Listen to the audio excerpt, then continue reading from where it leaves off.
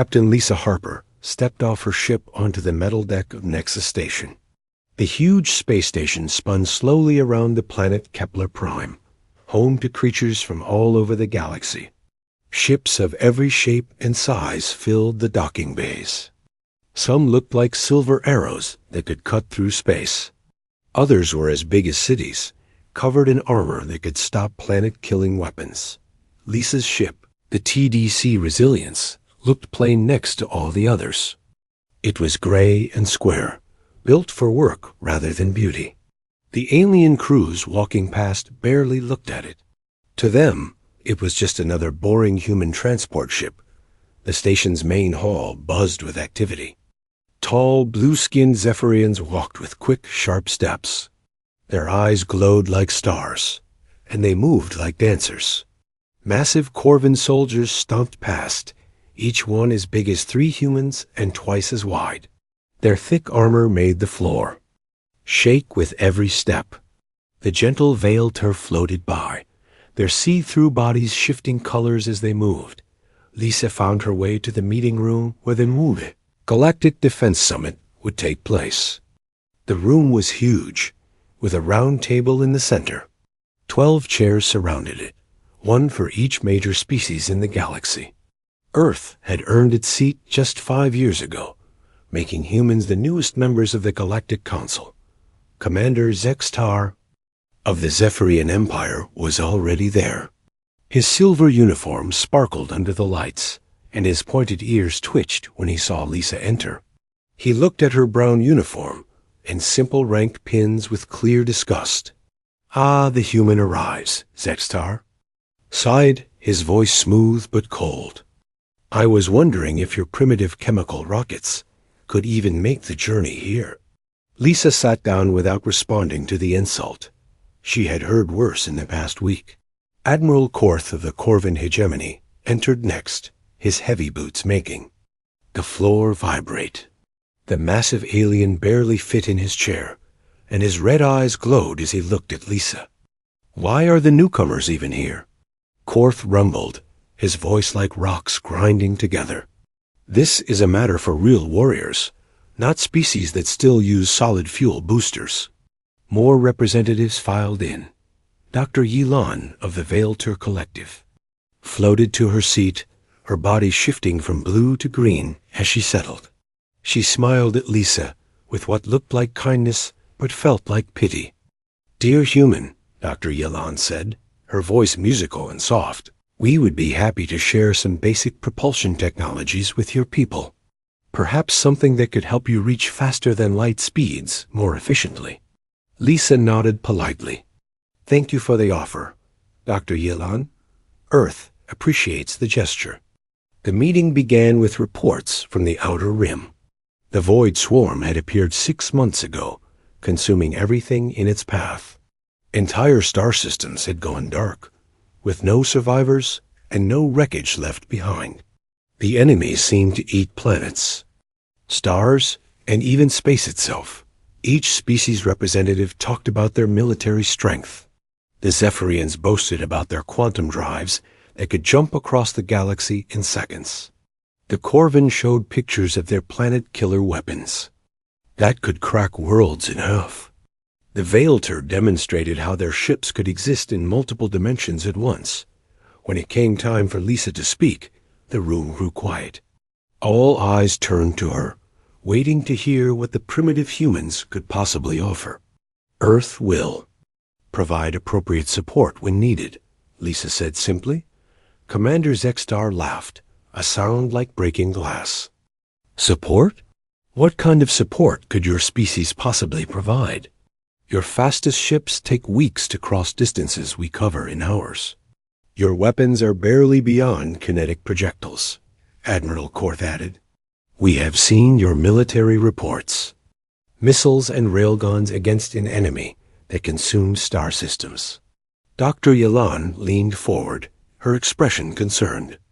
"Captain Harper, we do not wish to sound dismissive, but perhaps humanity should focus on evacuation efforts. Leave the fighting to those with more advanced capabilities." Lisa remained calm. She had expected this reaction. Earth's true capabilities were classified at the highest levels, known only to a few dozen people across the entire planet. To the rest of the galaxy, humans appeared to be exactly what they seemed, a young species with basic technology and limited resources. We understand your concerns, Lisa replied. However, Earth has committed to participating in this defense effort. Our contribution may be smaller than others, but we will do our part. The meeting continued for hours.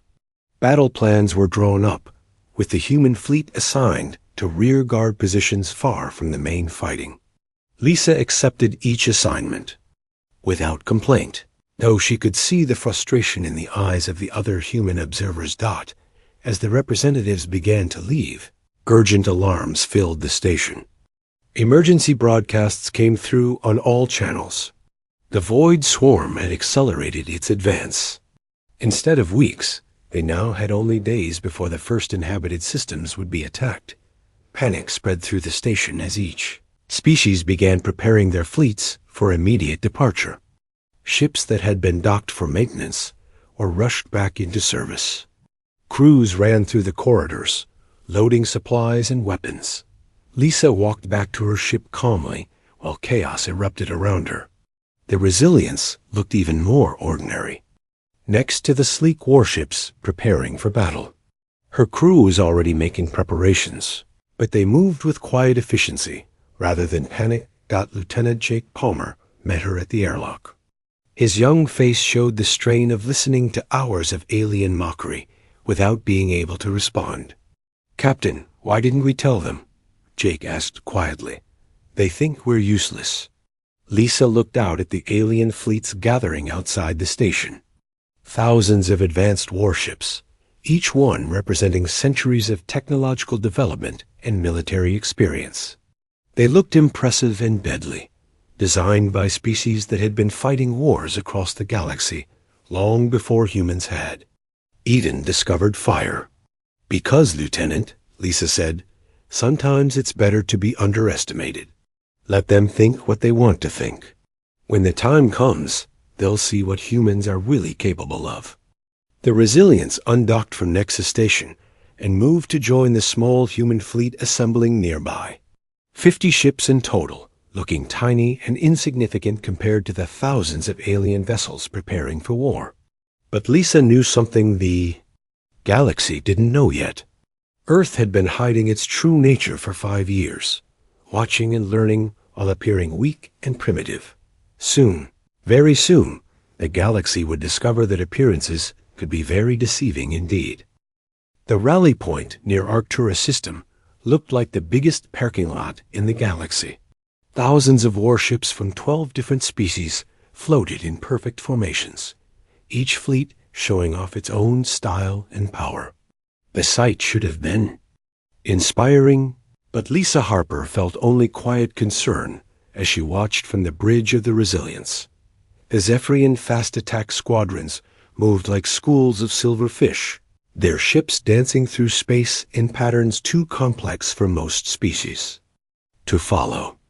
Each vessel could jump across vast distances in the blink of an eye, appearing and disappearing like ghosts made of metal and energy. The Corvin dreadnoughts hung in space like sleeping giants. Each one was the size of a small moon, covered in weapons that could turn planets into dust. Their dark armor absorbed light, making them look like holes cut out of the stars themselves. Just one of these ships could destroy Earth's entire defense fleet, or so the other species believed. The Vailder brought their strangest vessels, ships that seemed to exist in several places at once. They flickered in and out of normal space, sometimes solid, sometimes transparent, sometimes not there at all. Watching them made Lisa's eyes hurt, like trying to look at something that didn't want to be seen. When the human fleet arrived, the mockery started immediately. 50 ships, all looking like simple metal boxes with engines attached. They moved slowly compared to the alien vessels, taking minutes to cover distances other fleets crossed in seconds. The human ships used basic fusion drives that left bright trails of plasma behind them, marking their path through space like slow, clumsy arrows. Captain Rex Morrison commanded the heavy cruiser Denver, the largest ship in the human fleet after Lisa's resilience. Even his massive vessel looked small and primitive next to the alien warships. Rex's face appeared on Lisa's screen, his expression showing the strain of listening to alien insults over the communication channels. Captain Harper, they're not even trying to hide their contempt anymore, Rex said quietly. The Corvin commander just suggested we should turn around and go home before we embarrass ourselves. Lisa nodded, watching as more alien fleets continued to arrive. Each new group brought thousands more ships, making the human contribution look even smaller and more pathetic. What did you tell him, Rex? That we follow Earth's orders, not his, Rex replied. But honestly, Lisa, I'm starting to wonder if they're right. Look at what we're up against. Through the main screen, they could see the enemy approaching on long-range sensors. The void swarm moved like a living thing, flowing through space in patterns that made no sense. Scout reports described creatures the size of cruisers, accompanied by hive ships as big as continents. The enemy didn't just destroy things, it ate them, turning matter and energy into more of itself. Admiral Korth's voice boomed across all communication frequencies, calling for a strategy meeting. The massive Corvin appeared on screens throughout. The fleet, his red eyes glowing with authority. The human fleet will take position in the rear guard, Korth announced without discussion. They can handle evacuation duties if any civilian ships need assistance. Commander Zextar's laughter filled the channel. Perhaps they could also collect debris after the real battle is finished.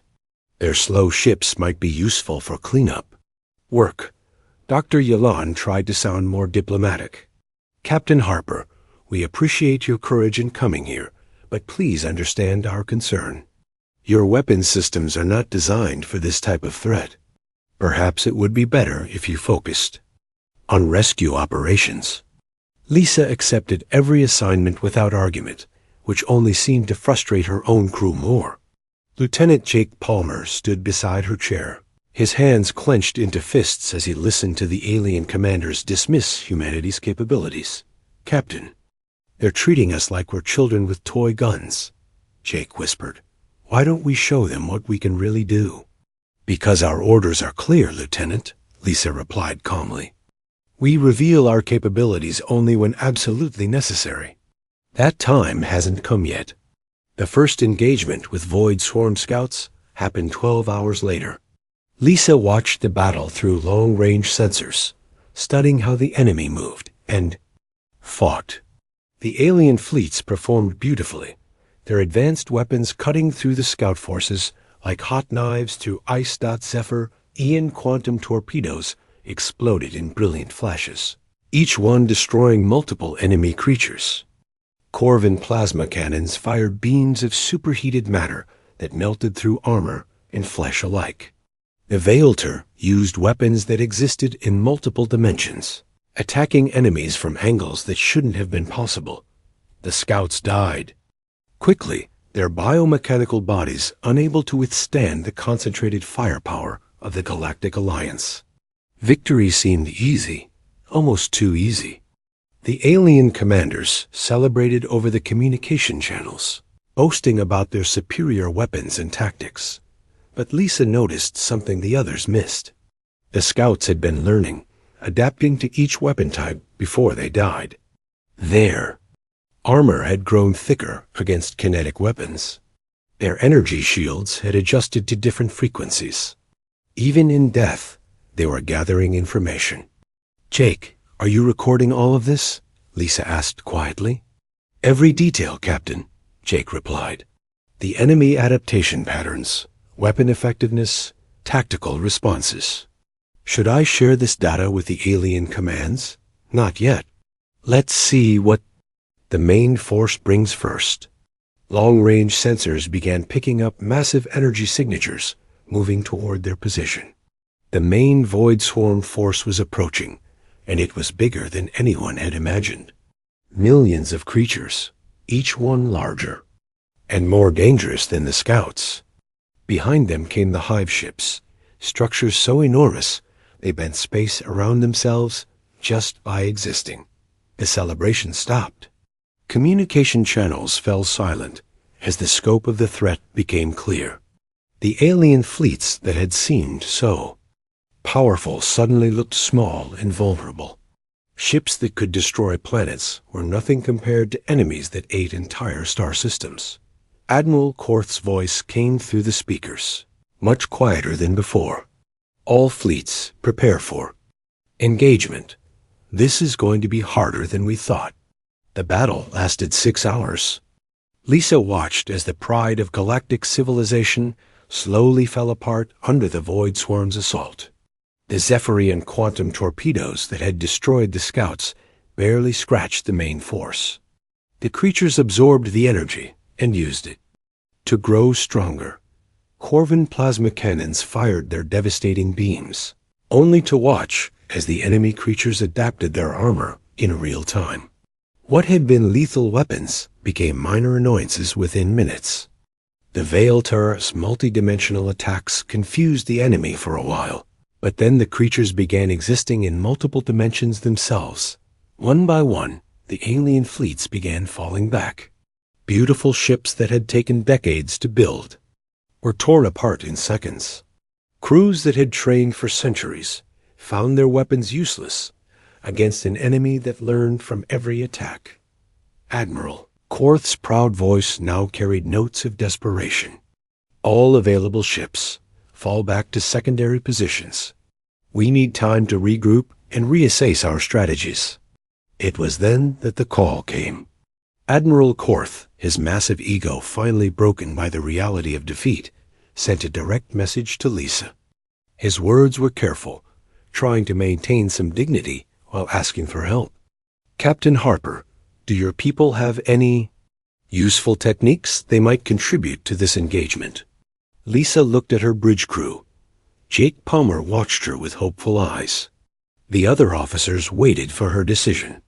Outside, the alien fleets continued their desperate retreat, while the Void Swarm pressed forward like a living wall of destruction.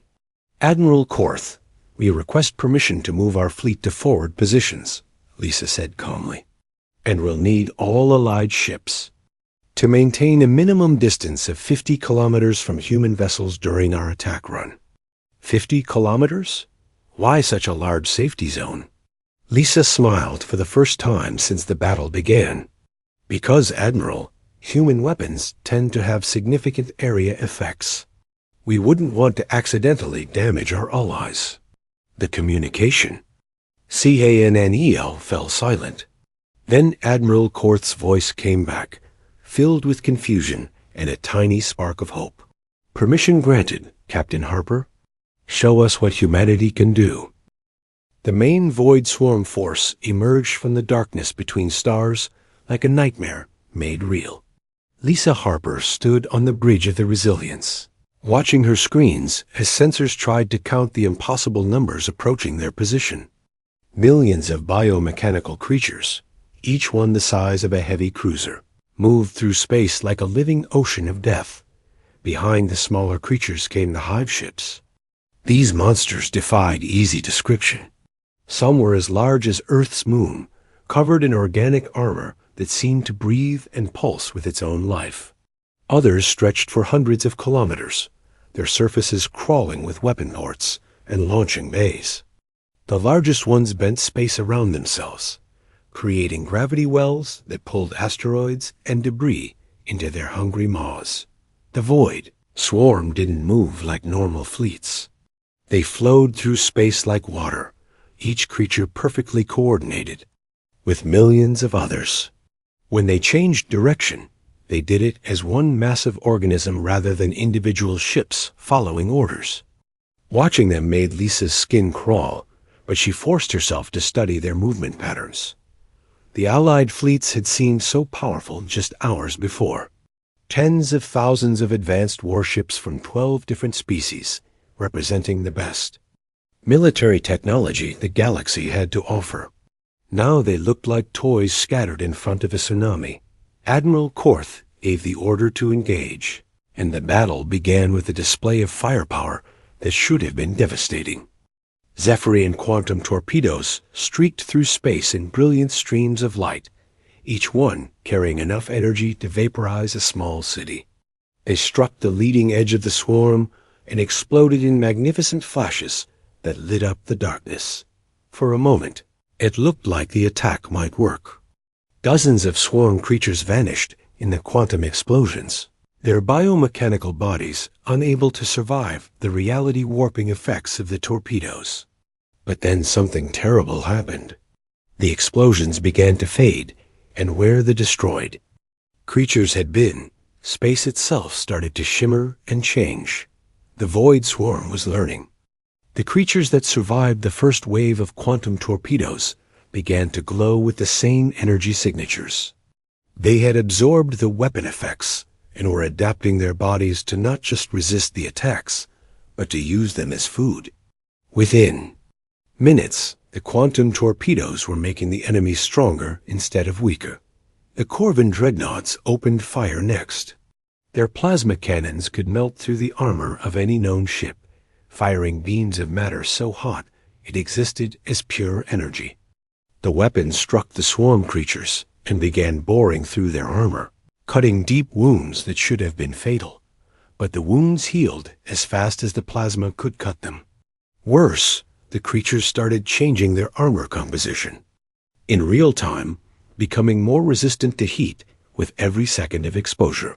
Soon the plasma beams were bouncing off harmlessly, and some creatures were even redirecting the energy back at the Corvin ships. Dr. Yalan's Veilter fleet tried there. Reality-phasing weapons, attacking the swarm from multiple dimensions at once. These exotic weapons had never failed before, capable of striking enemies that existed in normal space while the attackers remained safely hidden in parallel dimensions. The strategy worked for exactly 17 minutes. Then the swarm creatures began to phase as well, existing in the same parallel dimensions as the Veilter ships. The hunters became the hunted as biomechanical monsters materialized inside Veilter vessels, tearing them apart from within. Lisa watched the slaughter with growing horror. Every weapon the galaxy had developed over millions of years of warfare was being turned against its creators. The swarm didn't just resist attacks. It learned from them, adapted to them, and then used the same principles to strike back even harder.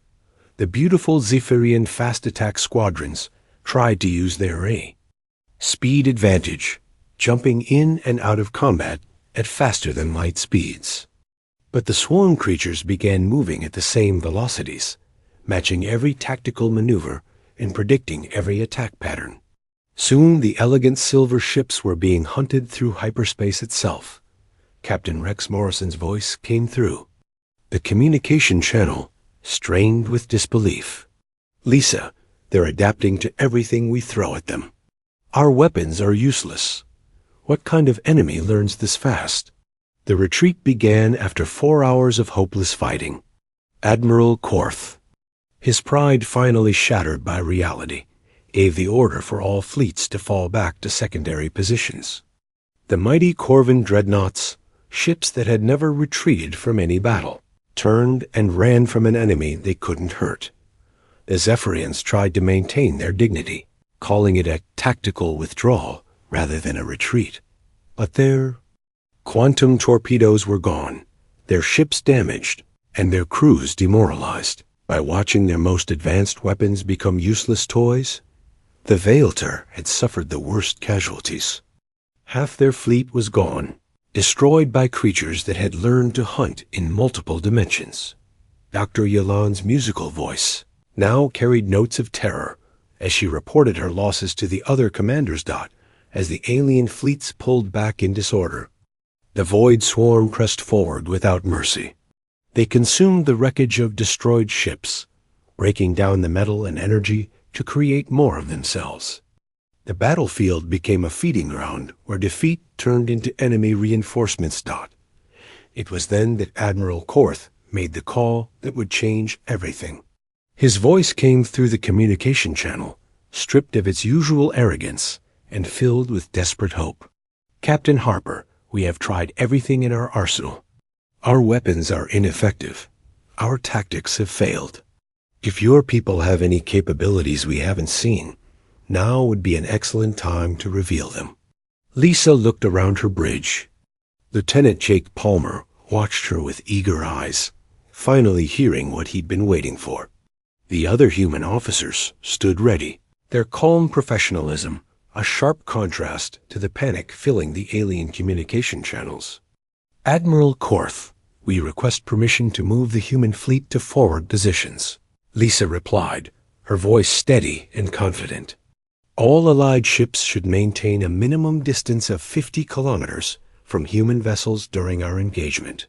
50 kilometers? Admiral Korth sounded confused. That's an unusually large safety perimeter. What type of weapons require such precautions? Lisa smiled for the first time since the battle began. Through her screens, she could see the void. Swarm approaching like a wall of living death. Behind her, the Allied fleets continued their desperate retreat, their advanced technology proven worthless against an enemy that turned strength into weakness. But Earth had been preparing for this moment for 5 years. While the galaxy saw primitive chemical rockets and simple kinetic weapons, humanity had been developing something entirely different.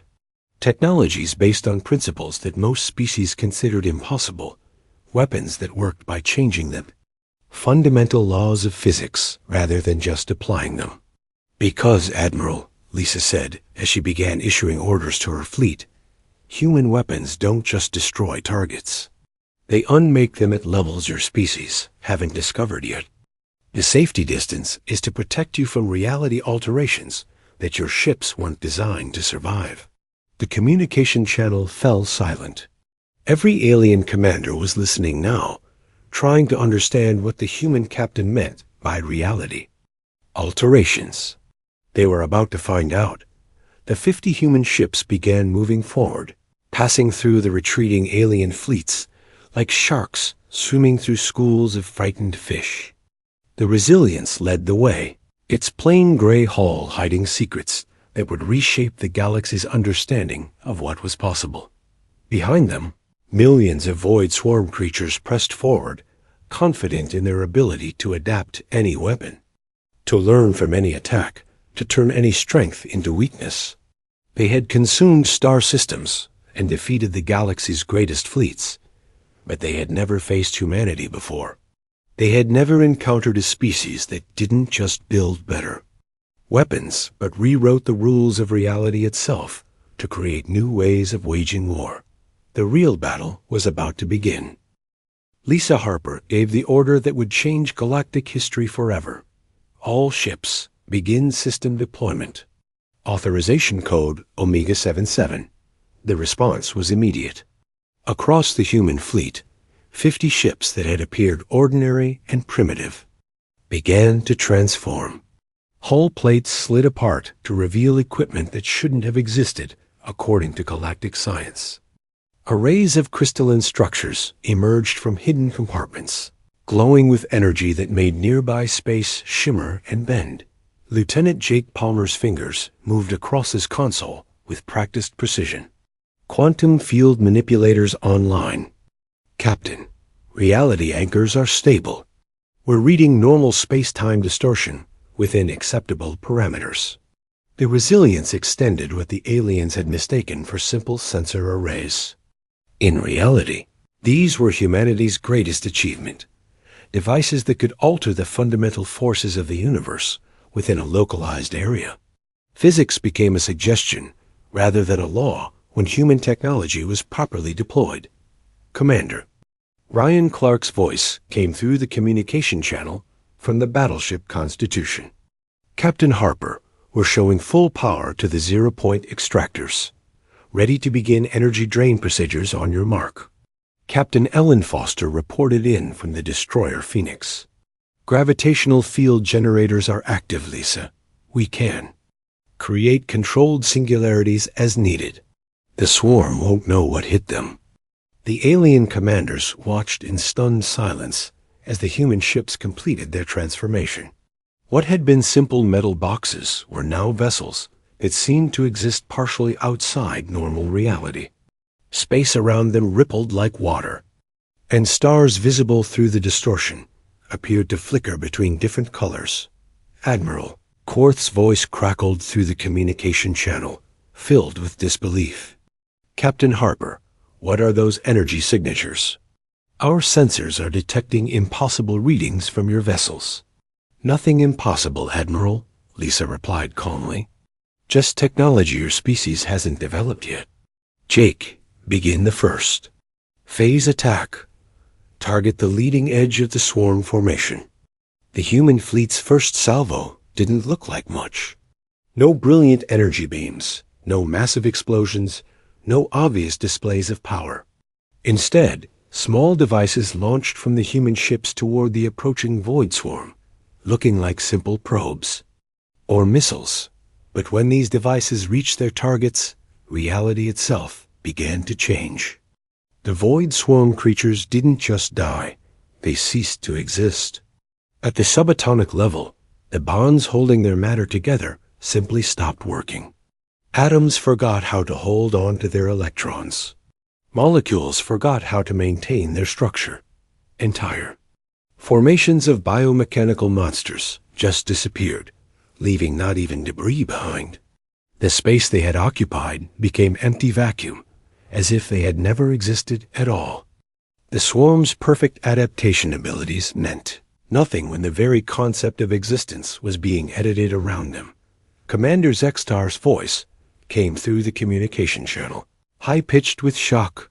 "What kind of weapon eliminates matter at the quantum level? This is beyond anything in our databases." Dr. Yulon's musical voice carried notes of scientific fascination mixed with terror. "They're manipulating the strong nuclear force directly, changing the fundamental constants that hold atoms together. This should be impossible." Captain Ellen Foster demonstrated the next phase of human capability. The Phoenix created a series of miniature black holes that appeared directly inside. The largest swarm creatures. But these weren't natural black holes. They were artificially controlled, programmed to consume specific types of matter while leaving everything else untouched. The massive hive ships that had seemed invulnerable began collapsing from within. Their own gravity was turned against them as the controlled singularities grew larger, fed by the very mass of the creatures they were destroying. When the black holes reached critical size, they simply evaporated, taking huge chunks of the enemy. Fleet with them, the void swarm tried to adapt. But how do you adapt to having your atoms edited out of existence? How do you develop resistance to controlled gravity that operates by different rules than natural physics? For the first time in their history, the swarm encountered weapons they couldn't learn from or counter. Commander Ryan Clark's battleship Constitution began its own attack. Zero-point energy extractors reached out across space, draining the life force from swarm creatures while simultaneously powering even more devastating weapons. The energy that had made the creatures so dangerous was stolen and redirected, turning their own strength against them. Lisa coordinated the assault from the Resilience, her ship serving as the central command node for technologies that rewrote reality on a tactical level. Her calm voice issued orders that sounded routine, but were actually reshaping the fundamental laws of physics in local space. Ellen, create a gravity well at coordinates 7-7-Mark-4. Ryan, begin energy drain on the hive ship cluster. Jake, prepare to initiate quantum cascade failure in the secondary formation. The tide of battle shifted completely. The void swarm, which had consumed star systems and defeated the galaxy's greatest fleets, began to retreat for the first time in their known existence. Their perfect adaptation abilities were useless against weapons that operated outside the normal rules of reality. The alien commanders watched in amazement as their impossible defeat became an equally impossible victory. Ships they had mocked as primitive were systematically dismantling an enemy that had seemed unstoppable. The humans weren't just winning, they were making it look easy. But the demonstration came at a cost. The reality-altering weapons required enormous amounts of energy, and the human ships began showing signs of straying. Hull temperatures rose as exotic matter reactors worked at maximum capacity. Several vessels had to reduce their attack rates to prevent overheating. Lisa noticed the power drain readings on her screens. All ships, monitor your energy consumption. We can't sustain this output indefinitely. Jake Palmer looked up from his console, sweat beading on his forehead despite the bridge's controlled environment. Captain, we're using power faster than we can generate it. At this rate, we'll need to shut down the reality manipulators within the hour. Understood, Lieutenant. Signal the fleet to focus fire on the largest hive ships. We'll break their command structure before we run out of power. The final phase of the battle lasted 37 minutes. The human fleet concentrated their reality, warping. Weapons on the massive command vessels, they coordinated the swarm's movements. When these giants began disappearing into controlled singularities, or simply ceasing to exist at the quantum level, the rest of the swarm lost coordination. Without their hive ships, the individual creatures became confused and disorganized. They tried to retreat, but human weapons followed them, unmaking their matter faster than they could adapt. The living ocean of destruction that had terrified the galaxy became scattered drops of confusion, easily mopped up by conventional weapons.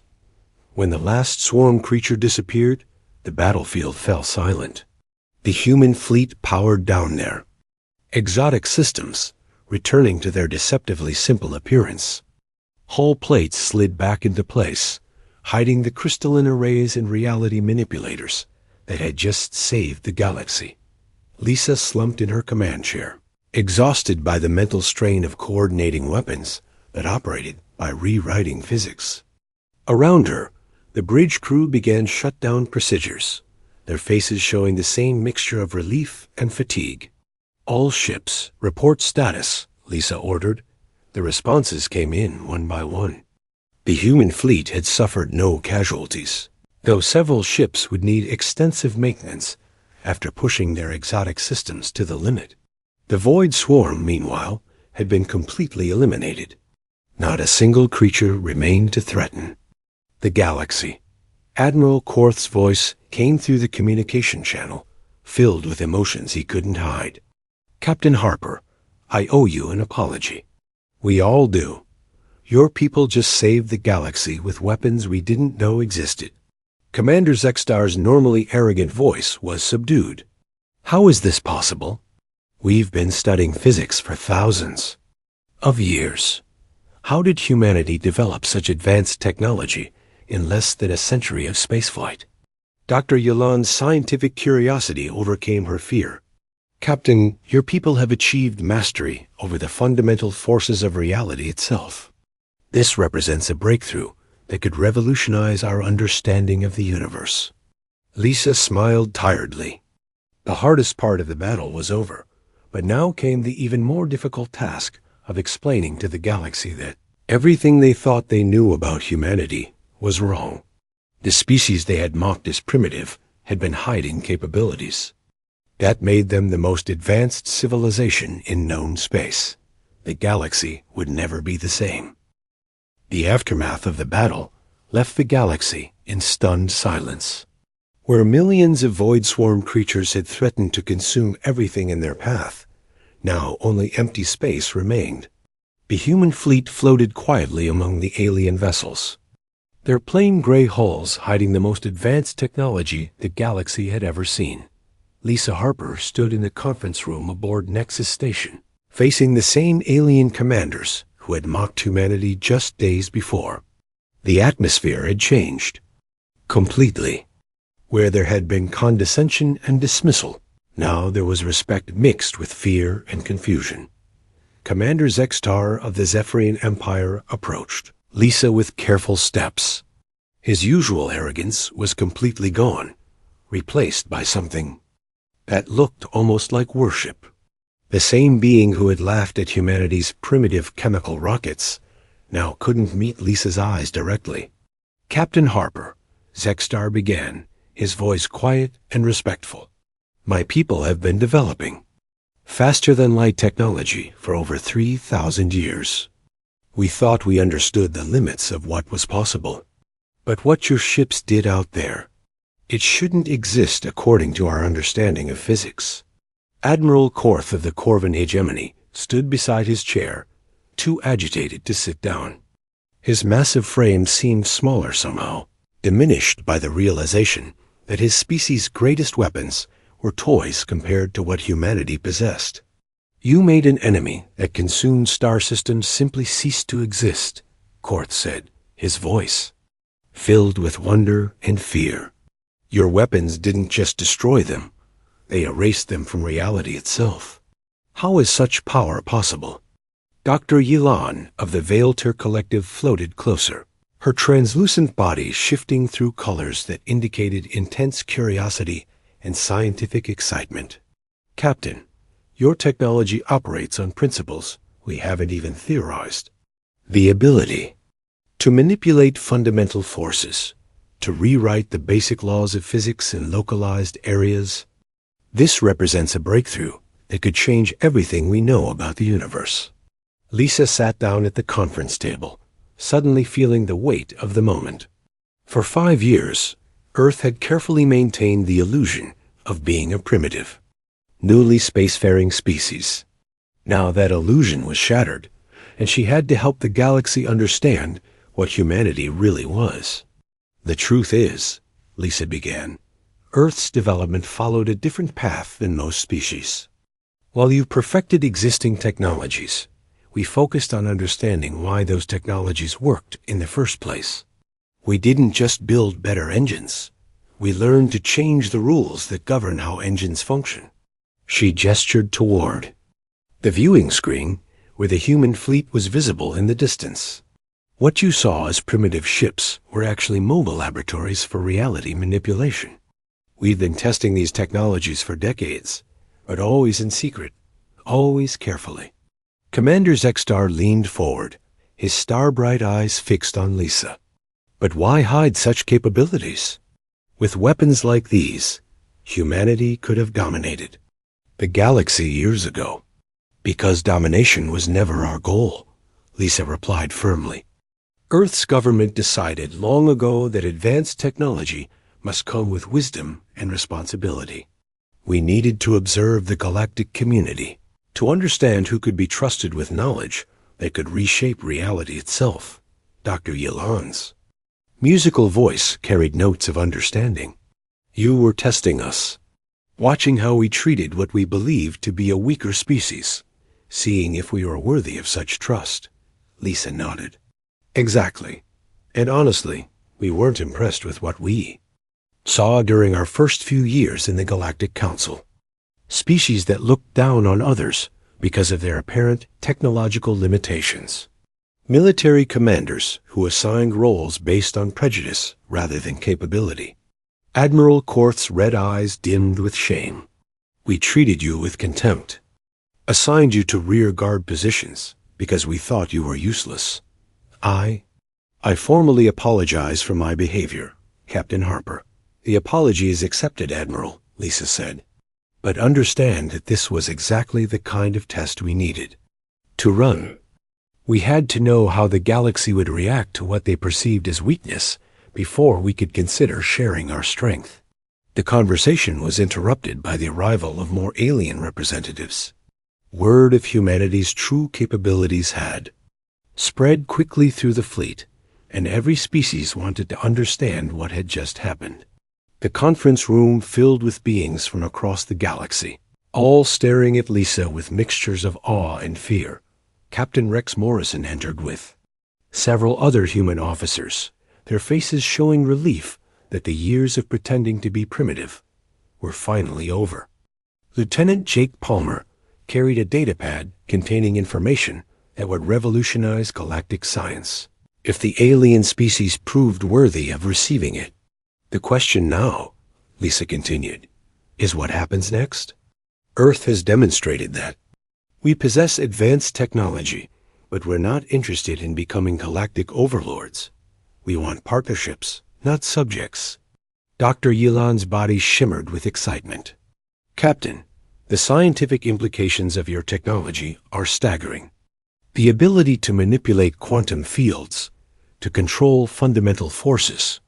This could solve energy problems, eliminate resource scarcity, even extend the lifespan of dying stars. It could also destroy entire solar systems if misused, Lisa warned. This is why we've been so careful about revealing our capabilities. Power like this requires wisdom, restraint, and genuine concern for the welfare of others. Admiral Korth stepped forward, his massive form bowing slightly in a gesture of respect that shocked everyone present. Captain Harper, on behalf of the Corvan hegemony, I formally request a defense alliance with Earth. We pledge to follow human leadership in military matters and to prove ourselves worthy of your trust. Similar requests began coming from representatives. Throughout the room, the same species that had dismissed humanity as primitive newcomers were now begging for protection and alliance. The transformation was complete, and Absolute. Lisa raised her hand for silence. Earth will consider alliance requests from species that demonstrate genuine commitment to peace and cooperation. But understand this, we won't share our most advanced technologies with civilizations that use them for conquest or oppression. She stood up, looking around the room at faces that showed everything from hope to fear to desperate curiosity. There will be conditions. Species that want access to human technology must agree to certain principles. No aggressive wars, no oppression of weaker civilizations, no use of advanced weapons against targets that can't defend themselves. Commander Zextar nodded eagerly. The Zephyrian Empire agrees to any conditions Earth sets. We have seen what happens to those who threaten galactic peace. We have no desire to face human weapons as enemies. The meeting continued for hours as representatives from each species pledged their cooperation and requested specific technologies. Lisa carefully explained that knowledge sharing would be gradual, with Earth monitoring how each civilization used what they received. But the most important decision came at the end of the conference. By unanimous vote of all species present, Lisa Harper was offered command of the new Galactic Defense Initiative. The same woman who had been dismissed as a primitive newcomer was now being asked to lead the galaxy's combined military forces. I accept the position, Lisa said after consulting with her government via encrypted communication. But understand that this means following Earth's principles of using minimum necessary force and protecting the innocent above all else. As the conference broke up, Lisa found herself surrounded by alien officers eager to learn from humanity's tactical expertise. The respect in their voices was genuine, born from witnessing capabilities they had never imagined possible. Later, as the combined fleets prepared to return to their home systems, Lisa stood on the observation deck of Nexus Station. Through the transparent aluminum windows, she could see the human fleet preparing for departure. The 50 ships that had saved the galaxy looked as plain and unremarkable as ever. Lieutenant Jake Palmer joined her at the viewing window. Captain, do you think they've really learned their lesson about not judging species by their appearance? Lisa smiled, watching as escort ships from every major species formed honor guards around the human vessels. I think they have, Jake. Sometimes the most important lessons come from having your assumptions completely shattered. What about Earth's technology? How much are we going to share? Enough to help them defend themselves and improve their lives. Lisa replied, but the most dangerous capabilities will remain human secrets until we're certain the galaxy is ready for them. We've proven that we can be trusted with this power. Now it's time to help others prove they can be trusted too. The human fleet departed Nexus Station with full honors, escorted by ships from species that had once mocked their capabilities. The galaxy would never again make the mistake of underestimating humanity, or any species based solely on appearances. As the Resilience jumped to hyperspace, carrying Lisa Harper toward her next assignment as Galactic Defense Coordinator, she reflected on how completely the situation had changed. Humanity had gone from mocked newcomers to respected guardians in a matter of days, but the real victory wasn't in the advanced technology or the military triumph. It was in proving that sometimes the greatest strength comes not from having power, but from knowing when and how to use it.